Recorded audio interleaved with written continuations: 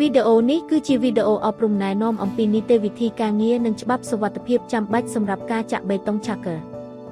សូមទស្សនាវីដេអូនេះឲ្យចប់មុនពេលចាប់ផ្ដើមការងារនិងជួយពិនិត្យមើលកត្តាគ្រោះថ្នាក់ជាមុនដើម្បីបង្ការគ្រោះថ្នាក់និងចូលរួមអនុវត្តទាំងអស់គ្នាដើម្បីឲ្យការងារមានសុវត្ថិភាពសេចក្តីណែនាំរួមត្រូវធ្វើ8ប្រហែស5នេះជាច្បាប់រួមដែលត្រូវអនុវត្តពេលចាក់បេតុងជាមួយឡានធំត្រូវតែពាក់ឧបករណ៍ការពារសុវត្ថិភាពពេលធ្វើការត្រូវរៀបចំទុកដាក់ឲ្យមានរបៀបមុននិងក្រោយធ្វើការត្រូវទទួលបានការអនុញ្ញាតទើបអាចធ្វើការបានត្រូវរៀបចំផ្លូវដើរនិងកន្លែងធ្វើការឲ្យមានទំនេរត្រូវពាក់ខ្សែក្រវ៉ាត់សុវត្ថិភាពពេលធ្វើការកម្ពស់ចាប់ពី2ម៉ែត្រឡើងទៅហាមដោះដូរឬលុបបំបាត់ឧបករណ៍និងរបាំងសុវត្ថិភាពដោយចិត្តឯង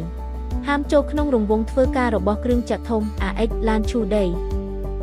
អ្វីដែលត្រូវពិនិត្យមុនពេលធ្វើការនេះជាចំណុចដែលត្រូវតែពិនិត្យមើលឲ្យបានច្បាស់លាស់មុនពេលចាប់ផ្ដើមធ្វើការ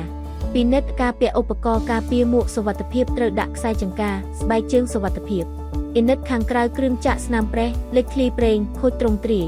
ពិនិត្យកង់ឡានការសឹកការខូចខាតសម្ពាធខ្យល់ពិនិត្យប្រព័ន្ធប្រកាសអាសន្នភ្លើងសញ្ញាកម្រិតប្រេង C-Play ពិនិត្យកាមេរ៉ាខាងក្រោយដំណើរការធម្មតា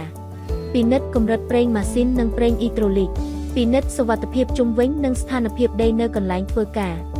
ពិនិត្យមើលវត្ថុរារាំងនៅជុំវិញកន្លែងធ្វើការពិនិត្យមើលផ្លូវសម្រាប់អ្នកដើរជើងនេះខ្ញុំនឹងពន្យល់អំពីនីតិវិធីនៃការចាក់បេតុងឆាកឺភាគ1ការចាក់បេតុងឆាកឺការចេញចូលរបស់ឡាននិងនីតិវិធីការងារធ្វើការណែនាំផ្លូវឡាននិងចាក់បេតុងអ្នកបើកបរចាក់បេតុងត្រូវតែធ្វើការប្រជុំ table មុនពេលធ្វើការ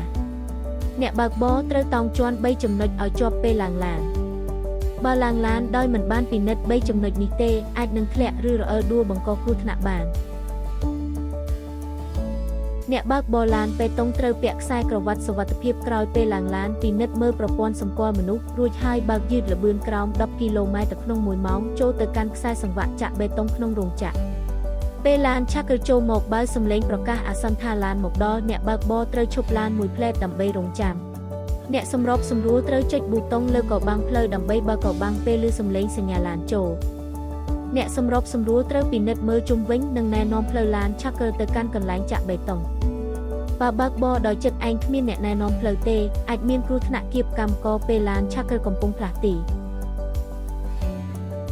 អ្នកសម្របសម្រួលត្រូវឲ្យឡានបេតុងឈប់រួចហើយឃាត់កម្មករមិនឲ្យចូលក្នុងរង្វង់រង្វិលនៃកន្លែងចាក់បេតុងនិងជួយសម្រួលការបង្វិលដៃប៊ូមកម្មករណែនត្រូវធ្វើការប្រជុំ table មុនពេលចាប់ផ្ដើមការងារកម្មករណែនត្រូវតែពាក់វ៉ែនតាសុវត្ថិភាពពេលកំពុងចាក់បេតុងបើមិនពាក់វ៉ែនតាសុវត្ថិភាពទេបេតុងអាចខ្ទាតចូលភ្នែកបណ្ដាលឲ្យមានគ្រោះថ្នាក់ធ្ងន់ធ្ងរបន្ថែមពីនេះអ្នកបើកបរឡានបេតុងត្រូវមើលខាងក្រោយនិងមុំងឹតឲ្យបានច្បាស់លាស់ពេលបើកថយក្រោយបន្ទាប់មកកម្មករណែនត្រូវធ្វើការនៅលើដីព្រោះបើធ្វើការនៅលើពុម្ពអាចមានគ្រោះថ្នាក់ដួលឬញ័រខ្លាំងពេលចប់ការងារអ្នកសម្របសម្រួលត្រូវធ្វើការណែនាំផ្លូវដើម្បីឲ្យឡានបេតុងបើកចេញអ្នកសម្របសម្រួលត្រូវជួយមើលកម្មករដែលដើរកាត់និងឡានផ្សេងដែលចូលមកពេលកំពុងណែនាំផ្លូវទៅខាងក្រៅ